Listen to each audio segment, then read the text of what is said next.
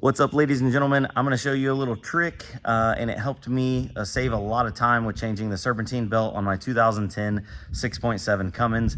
This truck does have AC, and it also has a single alternator. So my brother recently just did it on his, and he's got a 3500, and he was like, it was the hardest thing ever. He did most of it from the top. Now, the way to do it, definitely from the bottom. So first things first, take out the air box, and then go up underneath, and let me show you where I put in the 1/2-inch drive ratchet, and I'm pulling it with a ratchet strap. So that way I don't have to be under tension, and I can slip the old belt off. Then we can take the tensioner off, then put the new belt on.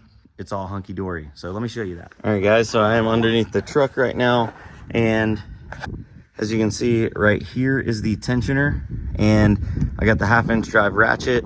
I put a ratchet strap over the handle, which, you know, you can kind of slide it up and down. I ran it over the frame rail and over to the sway bar end link, so that way I could tighten it and loosen it from here.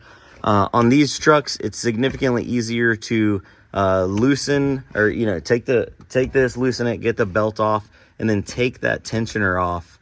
And then route your new belt, and then loop it over the tensioner before you put the tensioner back on. If you're not replacing the tensioner, just make sure it's looped over that tensioner, because if you don't, to try to slip it behind that tensioner in the motor, there's like no room. So what I do is I leave it off of this pulley, which is the alternator at the bottom, and loop it over that one, and then whenever you go to put it back on, tighten it, you know, put your ratchet in there, tighten it back down, and then you can slip it on this pulley right here. It is a little tight, like the strap wants to ride up right there, but you can just pull it down. You can even get like a little bit extra bite on it to like loosen it up, if you guys can see that. And that's pretty much it.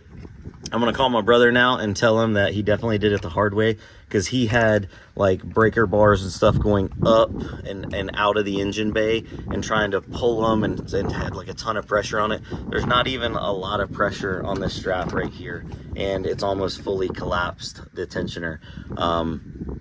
But anyway, guys, yeah, with that being said, happy hunting, and good luck changing your serpentine belt. Ooh, don't mind that leak.